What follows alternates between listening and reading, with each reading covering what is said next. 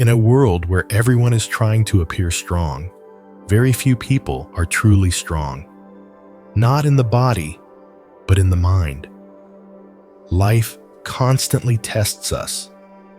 It breaks routines, shakes our beliefs, and exposes the hidden cracks within us.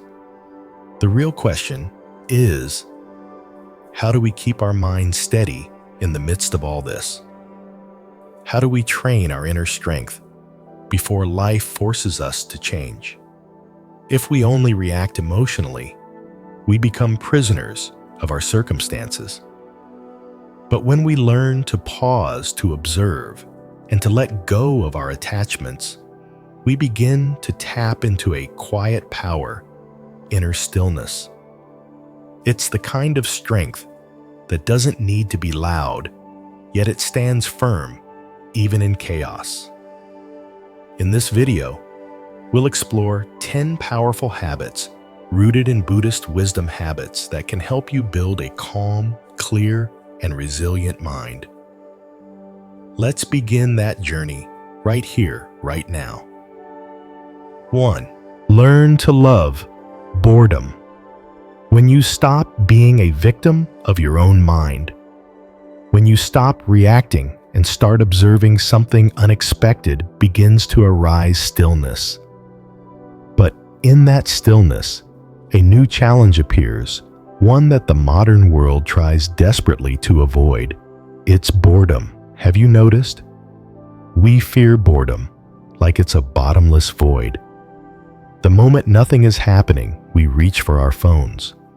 Open another tab, scroll, endlessly play music or videos. Anything to avoid facing ourselves. But what if boredom isn't a disease, but a strict and loving teacher? What if that empty space is exactly where you meet the deepest part of yourself?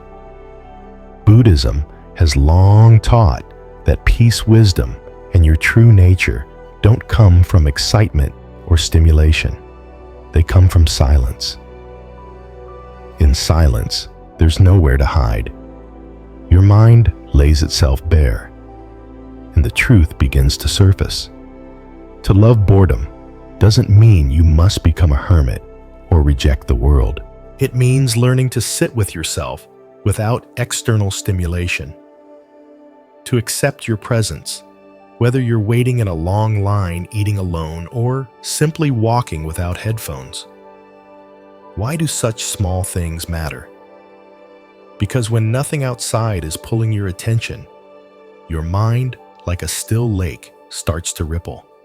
And in those ripples, you'll see petty desires, restless energy, endless thoughts, old attachments you thought you'd outgrown. All of it rises like bubbles and bursts. And in those moments, you have a choice to watch, without judgment, and to gently begin changing. In Buddhist meditation, boredom is not a barrier, it's a doorway. When your mind says this is boring, the problem isn't boredom itself. It's the ego protesting. It hates not being entertained, not being fed, not being praised. It fears being left in silence. But there's a deeper part of you, calm-wise, compassionate, that knows sitting quietly in boredom is the foundation of mental strength. It's a lesson no book can teach, but it can transform your life. Ask yourself this: if you can't sit for 5 minutes without touching your screen, how will you stand steady in the face of loss, failure, or real-life challenges? If you can't be alone with your thoughts, how will you ever hear the voice within your intuition, your awakening? If your mind constantly runs from boredom, it will also run from discomfort, from discipline, and from the growth that makes you strong. The strong mind does not fear boredom. It uses it as daily meditation, a way to cleanse the spirit before crisis strikes. In boredom, we develop patience. In stillness, we return to ourselves. And we learn not every moment needs to be filled. Sometimes, the deepest insights come from the empty spaces. If you've never tried, start small. Each day, spend 10 minutes just sitting. No phone, no task, no control. Just sit and breathe. Take a walk with no headphones. Eat a meal without reaching for your phone. And notice your mind will squirm. Protests say, "This is boring," but don't react. Stay. Observe. Each time you do, you chip away at the addiction to stimulation, the addiction that keeps us always chasing, always filling, always avoiding the feeling of being empty. And when you no longer fear that emptiness, when you're no longer afraid of meeting yourself, then you are truly free. To love boredom is to befriend your own mind. It's returning home to sit with yourself, even if that home feels messy, chaotic, or frighteningly quiet. And learning to clean it little by little with breath awareness and patience. Once you learn how to sit in silence, nothing in the world can shake you. You don't need to shout to prove you're okay. You don't need to run and find someone to fill the void. You just sit steady as a mountain, still as water, clear as the moon. And in those quiet moments that once seemed boring, you begin to see yourself more clearly than ever before. You no longer need to be interesting. You just need to be present. 2. Practicing emotional fasting, the path back to inner freedom. Once you've made peace with boredom, welcomed it as a quiet companion, a deeper challenge slowly begins to emerge. It's not loud, it's not dramatic, but it quietly shapes your inner world every single day. That challenge is emotion, and your next journey is learning how to fast from emotions. In today's world, we consume more than just food. We consume emotions every hour, every minute. One scroll through social media, and you've already absorbed someone else's anger. One piece of negative news, and you've swallowed a fear you couldn't even name. Conversations, arguments, expectations, glances, words, silence all seep into the mind, creating an endless stream of emotional noise. And just like overeating makes the body sick, over-consuming emotions wears out. The mind exhausts the spirit and pulls the soul further away from itself. That's why emotional fasting isn't some lofty practice for monks. It's a survival skill for anyone who wants to stay mentally clear and spiritually sane in today's world. So, what does it mean to fast from emotions? It doesn't mean forcing yourself to be cold or numb. It's not about denying your pain or pretending you're unaffected. It means consciously creating space. It's the practice of pausing, of choosing not to absorb or react to every emotion that arises, whether it comes from within or from others. It's taking a moment to stop, not to respond right away, not to get angry, not to explain, but to breathe first. Just as we fast from food to cleanse the body, emotional fasting is a way to cleanse the mind and purify the heart. In Buddhism, this is a form of mindfulness of non-attachment in action. The Buddha once taught suffering doesn't come from the emotion itself, but from our attachment to it. When we cling to it, justify it, or feel we must express it no matter what, it becomes a chain around our spirit. So ask yourself, on an ordinary day, How much anger have I absorbed that wasn't even mine? How many times have I carried someone else's sadness as if it were my own? How often do I react instantly just because I've forgotten how to pause? Practicing emotional fasting is learning to respond rather than react. It's protecting your inner space. You no longer feel the need to dive into toxic conversations. You stop letting others pull you into drama just because they crave a reaction. You stop needing to win every argument or prove you're right. You begin to understand peace doesn't come from controlling everything outside of you. It comes from mastering your own response. Start simply. When you wake up in the morning, you can quietly tell yourself, "Today, I will not feed my anger. I will observe my emotions, but I won't become them." And when something upsets you, don't rush to react. Pause. Take a breath and ask yourself, does this emotion need to grow? Or can I simply acknowledge it and let it pass like a cloud in the sky? You'd be surprised by the power of just one pause. It's like a mental break on a slippery slope, keeping you steady before you lose control. Another form of emotional fasting is unplugging from emotional noise. Step away from social media. Take a break from negative news. Limit judgmental, draining conversations. Carve out a quiet moment in your day just to sit, breathe, and listen to what's really going on inside you beneath all the noise. You'll realize this isn't avoidance, it's emotional hygiene. Just like you shower to clean your body, your soul also needs cleansing. And here's something rarely talked about.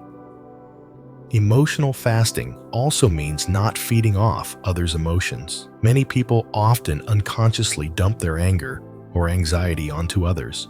They vent, complain, or seek comfort not to heal, but to avoid facing their own inner world. But when you fast emotionally, you stop needing others to manage your feelings for you. You take full responsibility for your inner life. You learn how to sit with discomfort without projecting it onto someone else. This doesn't make you cold, it makes you more present. You start listening more, talking less, taking things less personally. You understand that everyone is fighting a battle, and not everything needs your reaction. In Buddhism, this is called equanimity, a mind that stays steady amidst emotional waves. Emotional fasting is one of the most grounded ways to get there. Remember, emotions are like weather. Some days it rains, some days it's windy, some days are full of sunshine. But you are the sky, vast, still, always present. The sky doesn't disappear just because a storm passes through. There's deep wisdom in restraint. Just because you feel anger doesn't mean you have to shout. Just because someone insults you doesn't mean you have to retaliate. Just because the world is noisy doesn't mean you need to add to the noise. True strength isn't found in reaction. It's found in the stillness between stimulus and response. So, give yourself a moment, a day, an hour, even just a few minutes to practice emotional fasting. Don't react. Don't explain. Don't justify. Just breathe. Just observe. Just be here. And you'll find you begin to grow stronger, calmer in the chaos, closer to your highest self. Because emotional fasting isn't suppression, it's freedom. The freedom to choose which emotions are worth keeping and which ones can fall away like autumn leaves on the breeze. 3. Practicing daily gratitude.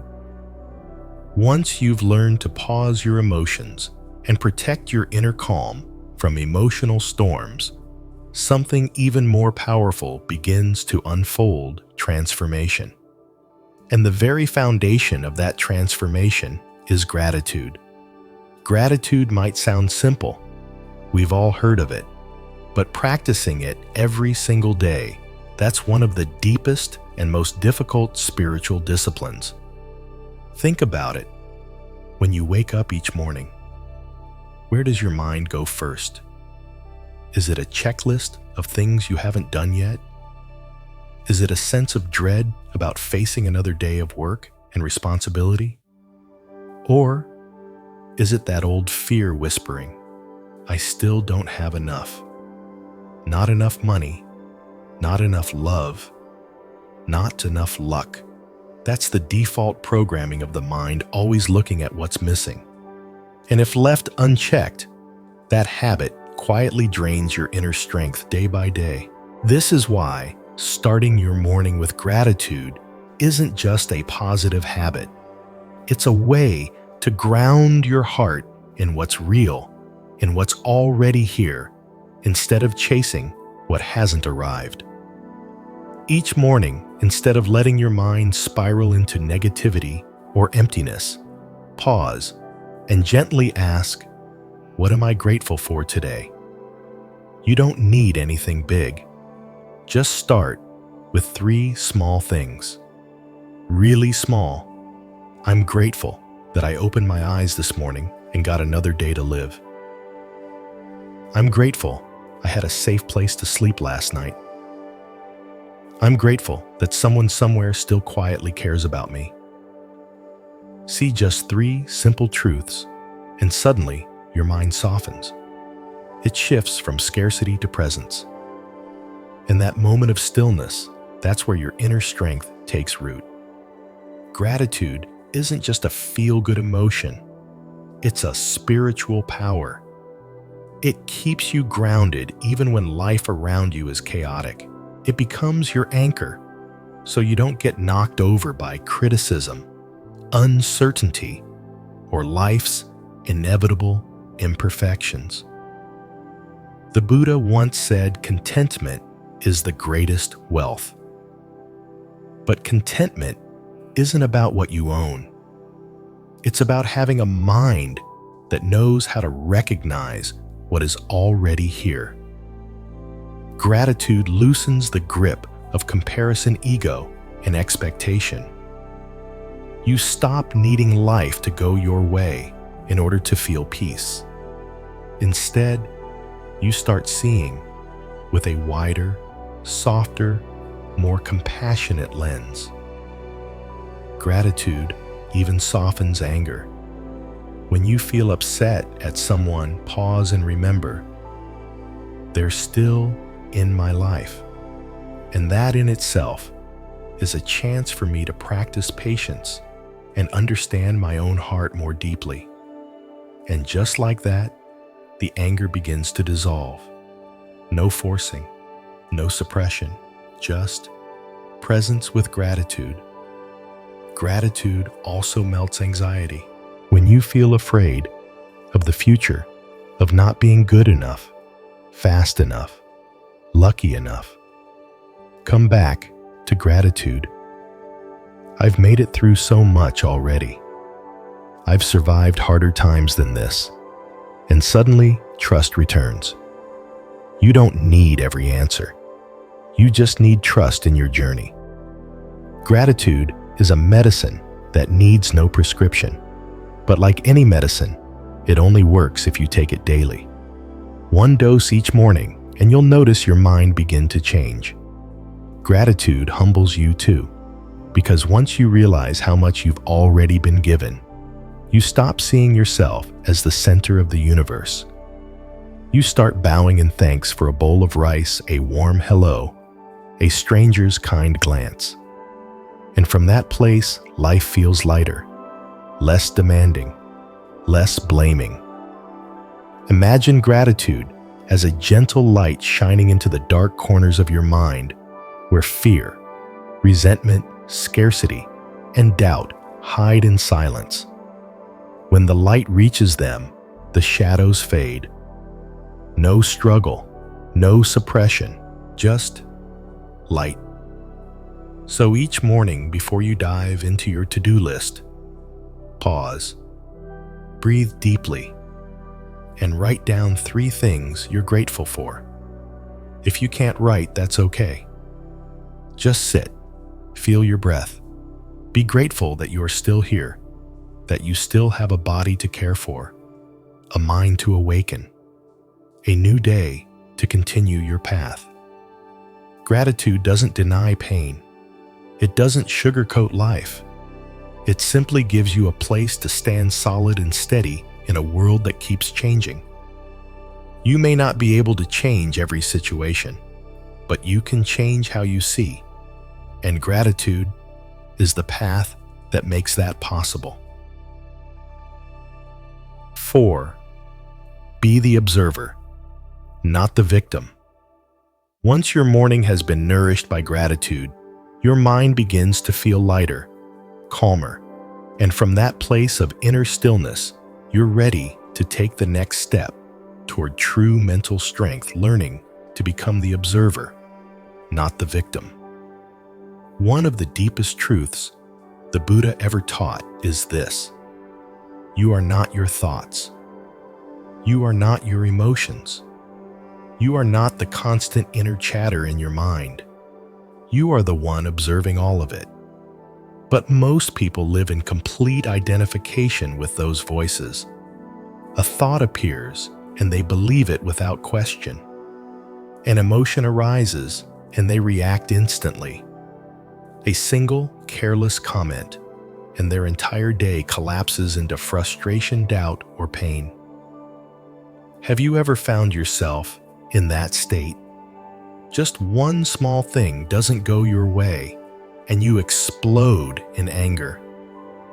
One gentle criticism, and you begin to question your worth. One missed opportunity, and suddenly you're blaming fate, others, or life itself. In those moments, you're not living as your true self.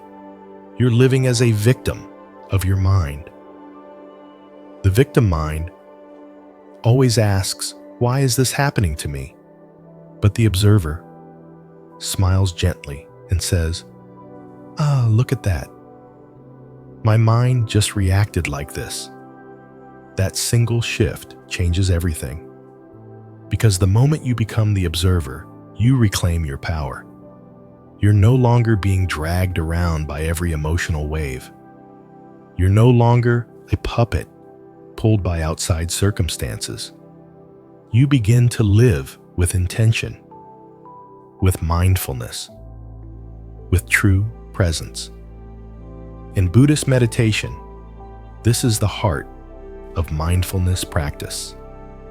Sit long enough in meditation, and you'll begin to see thoughts come and go like clouds drifting across the sky. Some are light and soft. Some are dark and heavy. But none of them are the sky, and none of them are you. They're just passing weather. You are the sky, ever present, vast, unshaken. As the great teacher Ajahn Chah once said, "I see this glass as already broken, so I can truly appreciate it while it's here. When it's gone, it's gone." That kind of clarity comes from the observer's mind, the one who sees that everything is impermanent. Emotions, possessions, relationships, achievements, even this body. And when you live from that knowing, you don't crumble when life trembles. You stand strong. Being the observer also means stepping back from that inner critical voice, the one that whispers, "You're not good enough.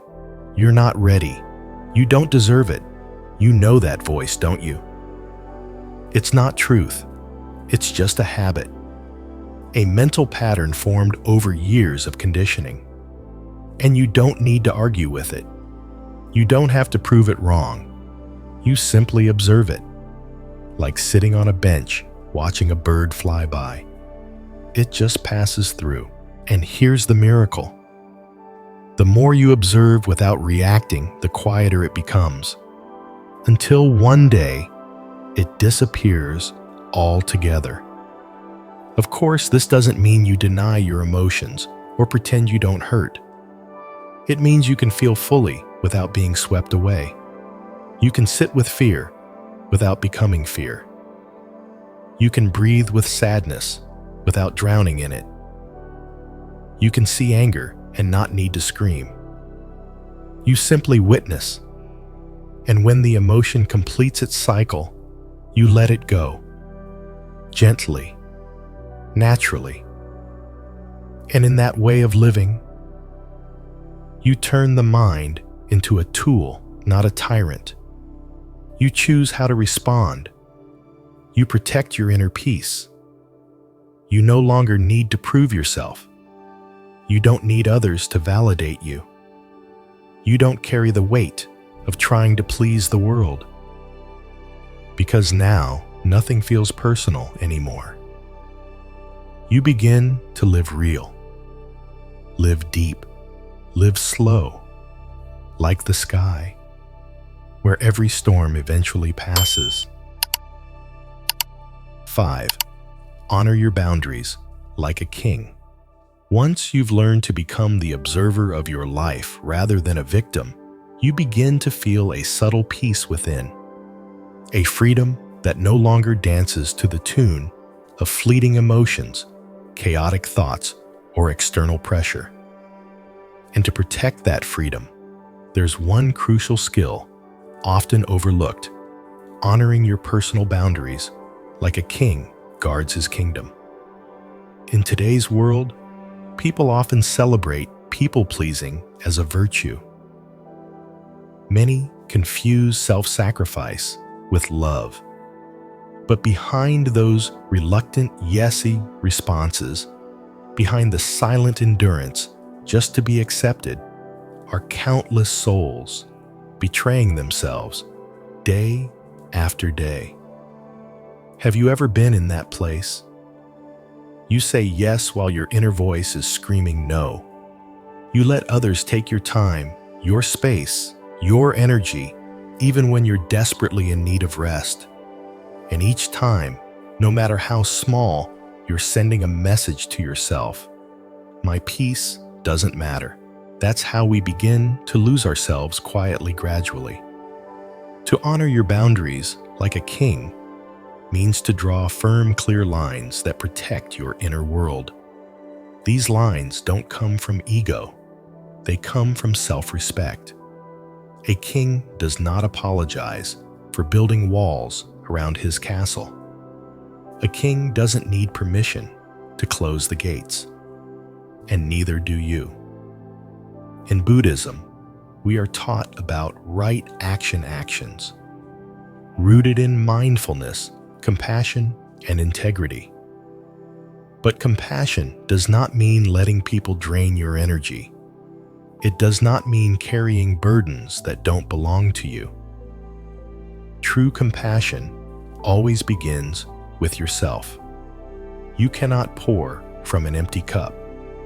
You cannot offer peace to others if you are drowning inside. Boundaries are not rejection. They're not coldness. They're simply a clear declaration. This is where I begin, and that is where you end. They show others where your sacred space begins and where their responsibility lies. So ask yourself, how many times have you kept silent just to avoid conflict, even when your soul was screaming? How often have you said yes to help knowing it would deplete you? How many times have you maintained external peace while your inner world was crumbling? Each time you betray yourself, even in small ways, it chips away at your confidence, clarity, and dignity. and eventually you begin to blame others. But the truth is, they aren't at fault. You're upset because you never taught them how to treat you. And why didn't you? Because you never learned to treat yourself with the respect you deserve. But once you start drawing firm boundaries, everything shifts. You no longer need to explain yourself. You stop justifying your decisions. You know when it's time to walk away from people, habits, or situations that no longer support your growth. And you do it not out of anger, but because you've stopped trying to please everyone. You no longer need to be the nice one, the always available one, the understanding one. You simply choose to be you, clear, honest, and at peace. Having strong boundaries doesn't mean you give up kindness. On the contrary, it allows you to give more fully from a place of fullness, not obligation. It's no longer giving out of guilt. It's giving from abundance. Boundaries are how you keep your heart from flooding, so that when someone needs your light, you still have light to give. And here's the truth. Clear boundaries attract healthy relationships, because the people who truly love and understand you won't walk away just because you said no. They'll learn to respect your space. And those who do leave, their absence might just be the gift your freedom has been waiting for. So, starting today, take an honest look at your life. Where do you feel drained, overwhelmed, or disrespected? That is where a boundary needs to be. And who keeps crossing that boundary? Maybe they don't know because you've never spoken up. It's time to begin. Set your boundaries with grace and firmness. You don't need to raise your voice. You only need to stand in your truth. Like a king who doesn't need to prove he's a king. He simply sits tall on his throne and everyone knows where they stand. 6. Kill the victim mindset every morning. Once you've set healthy boundaries, like a wise and compassionate king, the next step is to protect your inner world from a silent but familiar enemy, the victim mindset. And there's no better time to confront it than the moment you open your eyes each morning. Every new day gives you immense power, the power to choose. Will you continue living as a victim of your circumstances or as the creator of your own path? But be careful. The victim mindset doesn't shout. It whispers softly, convincingly. It's not your fault. You tried your best. Life is just unfair. No one is helping you, so there's nothing you can do. It sounds comforting, even reasonable. But every time you believe those thoughts, you quietly hand over the reins of your life to the world, to others, and eventually you lose the ability to steer your own ship. The Buddha taught that the path to liberation begins with full responsibility for your thoughts, emotions, and actions. Even when life is unfair, even when you've been hurt, even when things aren't easy, you still have the power to choose your response. Killing the victim inside you every morning doesn't mean denying your pain. It doesn't mean pretending to be strong. It means refusing to let your old wounds define who you are today. It means no longer looking at yourself through the lens of weakness, blame, or self-pity. The victim voice is clever. It often hides behind soft complaints, subtle delays, or seemingly harmless phrases like, "I can't do it because no one supports me. I can't change because life is just too unfair." I wish I could, but I never get the opportunity. They sound true, but they're the very chains keeping you stuck. Every time you repeat them, you weaken your inner strength. Remember, the Buddha never promised that life wouldn't involve suffering. He only taught that suffering is real, but clinging to suffering is a choice. And once you understand that, you begin to walk toward real freedom. So, each morning, before you touch your phone, before you engage with the world, make a quiet vow to yourself. I am not a victim. I am not my past. I am not the excuses I used to believe. Inhale and accept full responsibility. Exhale and release the blame. And then you'll notice something. Strong people don't wait to be rescued. They know no one's coming. And that's exactly why they rise. They look at the old story, filled with pain, loss, and disappointment, and choose to rewrite it with their own hands. They don't deny the past, but they don't let it drive the car. They don't pretend everything's fine, but they don't let pain take the wheel. They act one small step, one conscious choice at a time, instead of waiting for the world to change. Because they know, if you keep waiting, life will always be in charge, and you'll always be reacting. But if you take charge, even in the midst of hardship, you can still hold your direction. Killing the victim inside you means replacing it with a warrior. Not a warrior fighting the world, but a warrior of awareness, of choice, of conscious action. This warrior doesn't need to look tough. They just need to show up fully for their inner truth, to admit to shift, to move forward. And if you do this even for just a few minutes each morning, you'll begin to change. Not in a dramatic flash, but in a quiet, steady transformation from the inside out. The seed of freedom lies there. In the moment you stop asking, "Why me?" and start asking, "What will I do from here?" 7.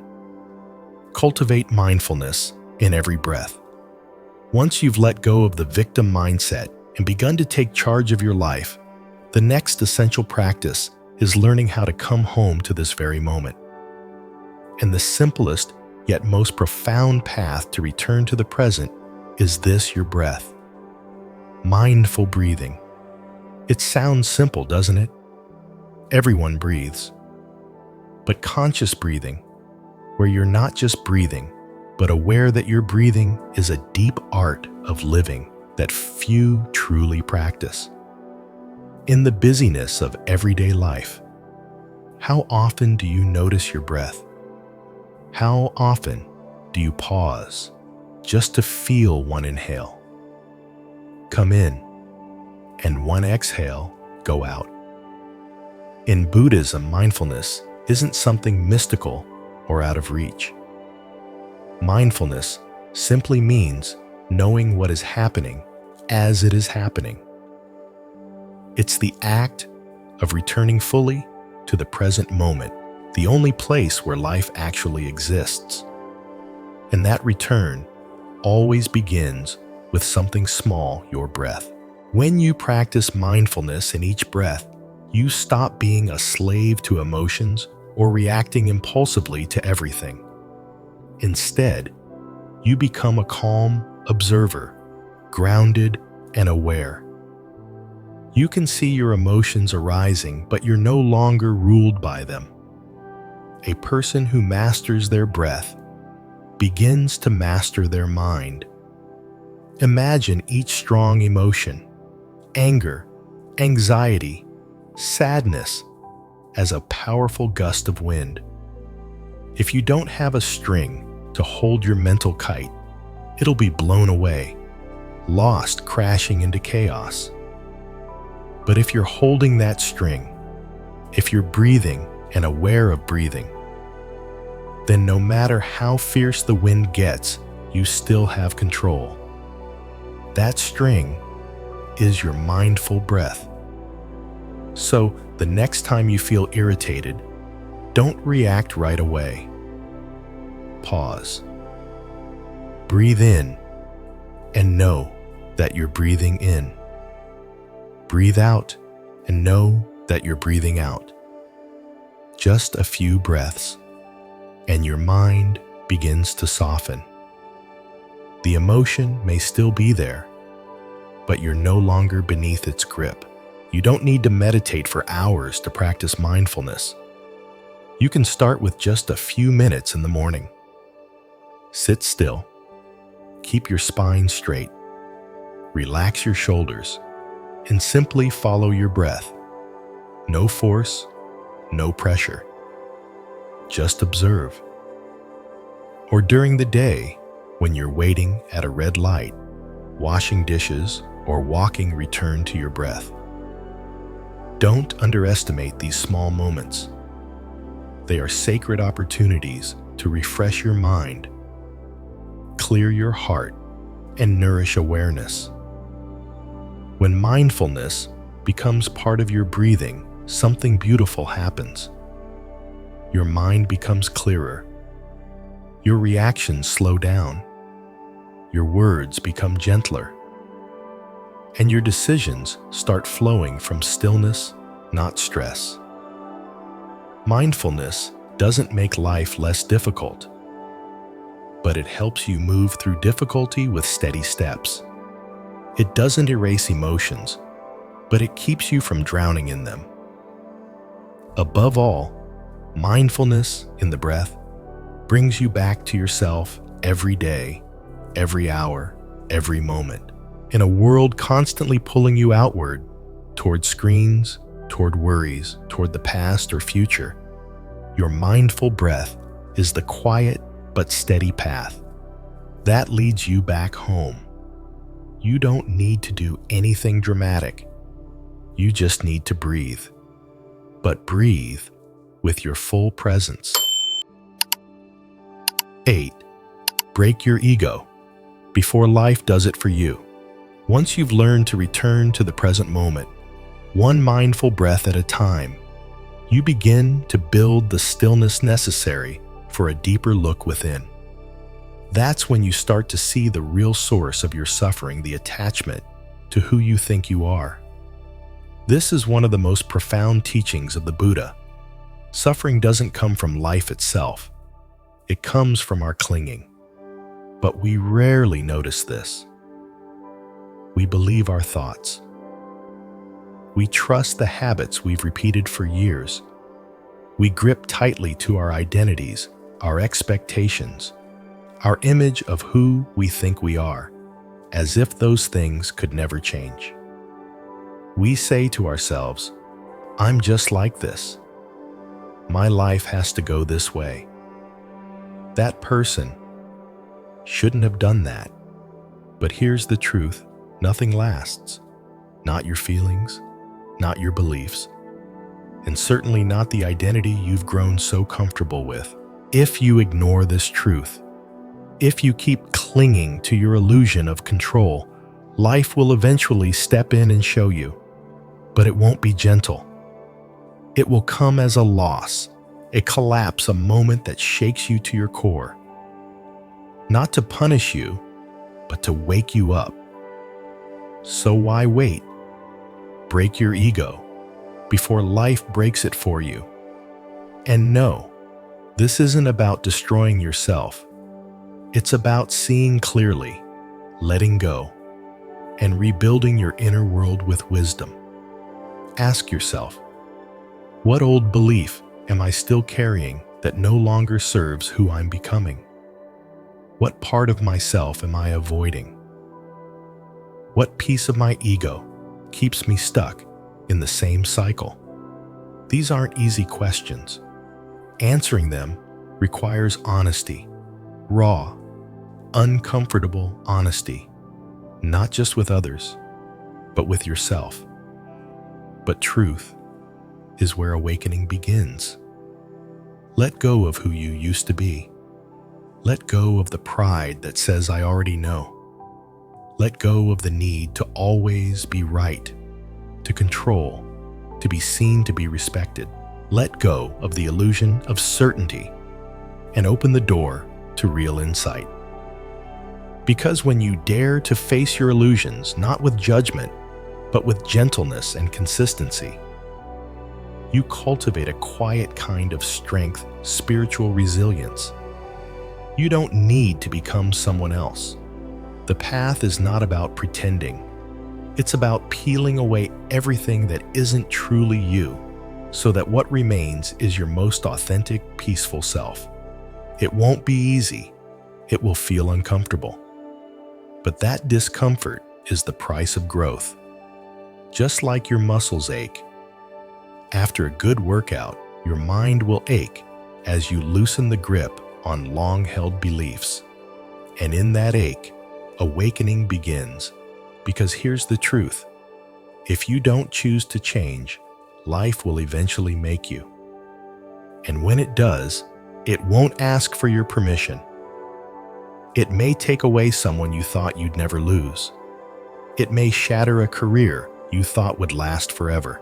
It may force you into an emptiness that no one else can fix, just to make you look inward and ask, who am I, really?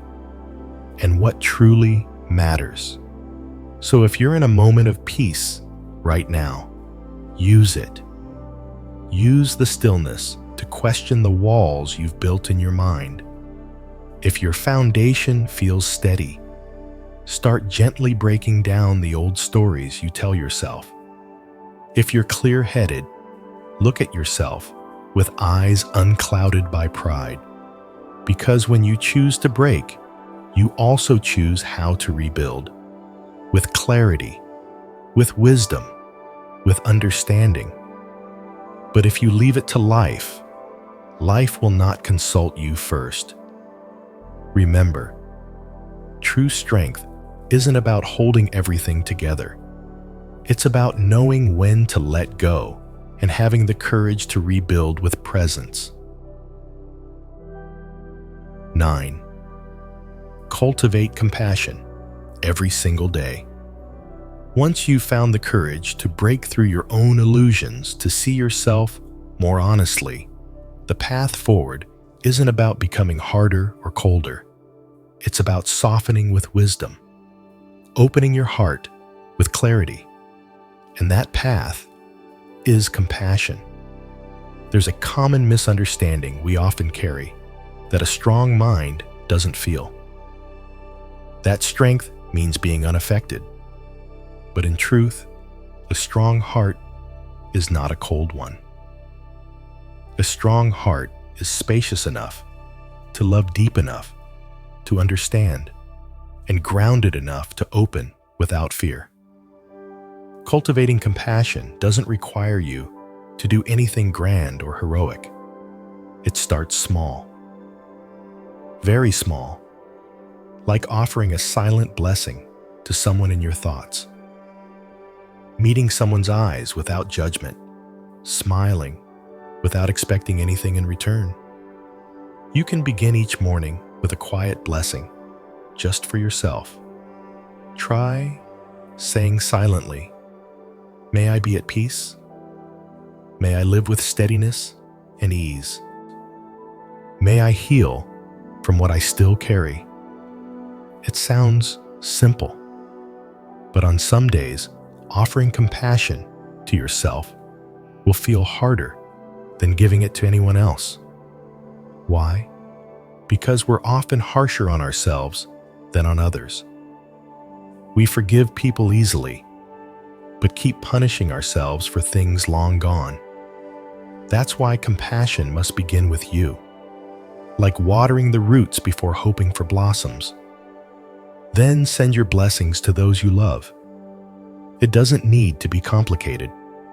Just hold them gently in your mind and say, "May they be happy. May they live in peace, free from suffering."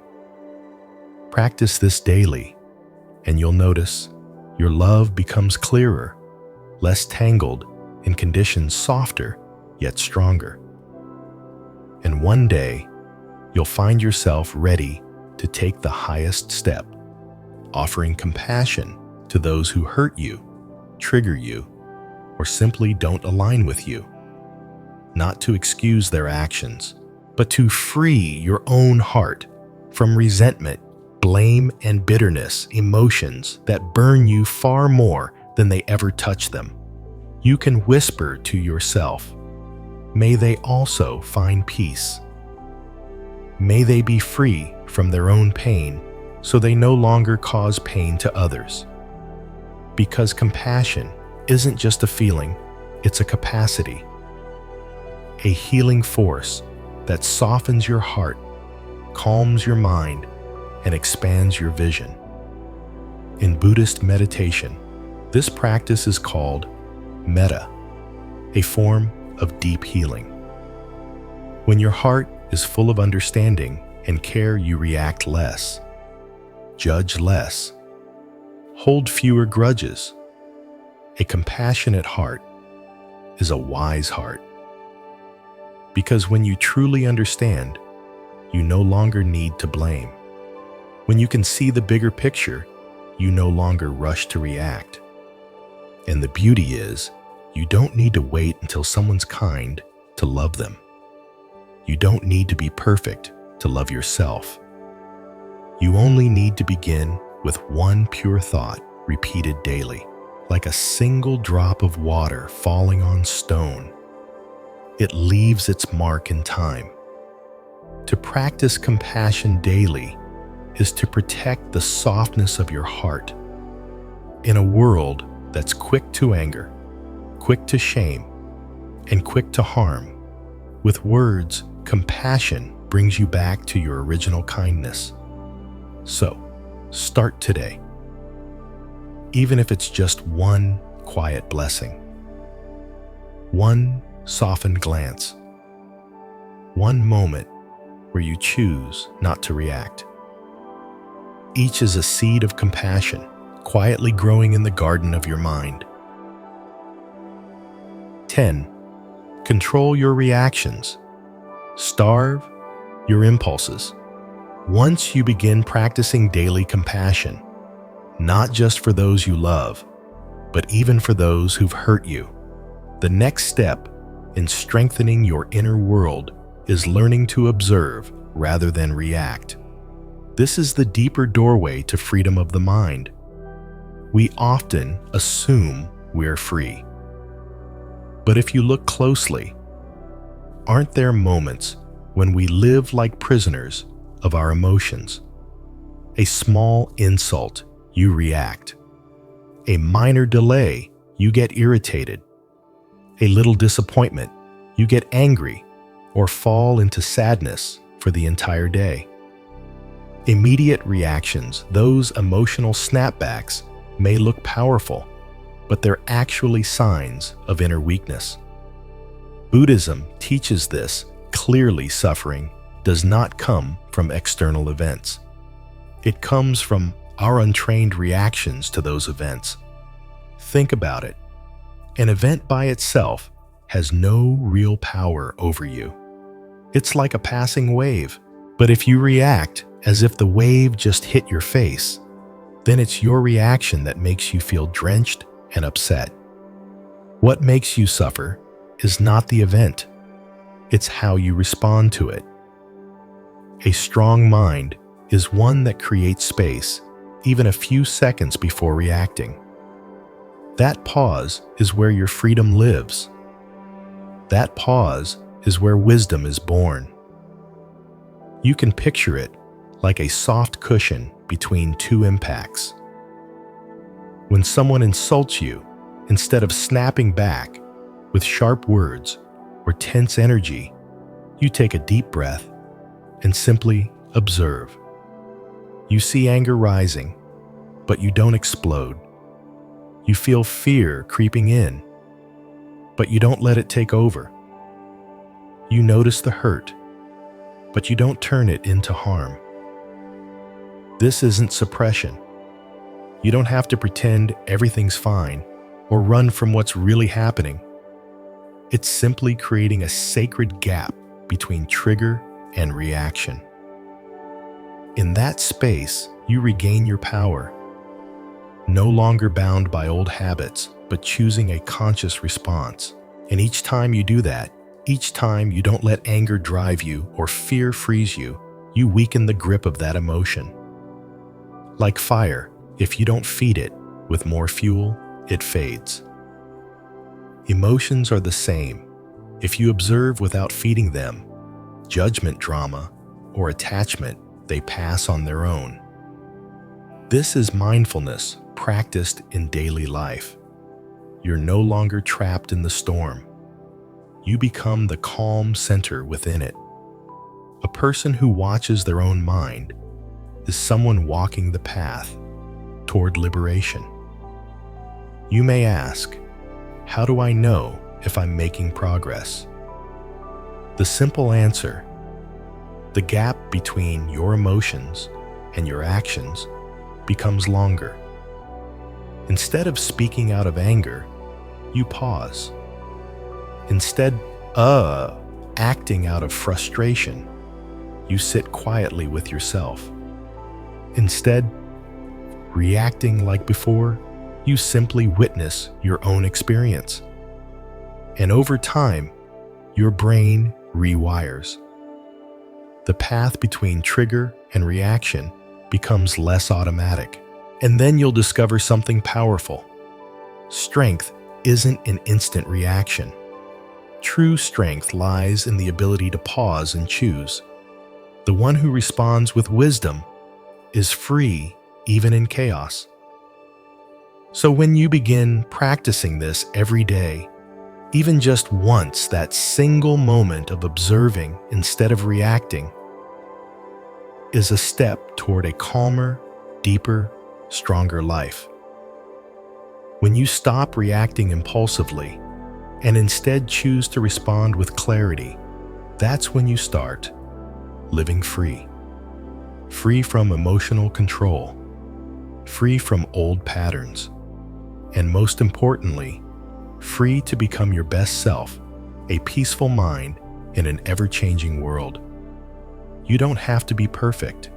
Just pause a little more each day.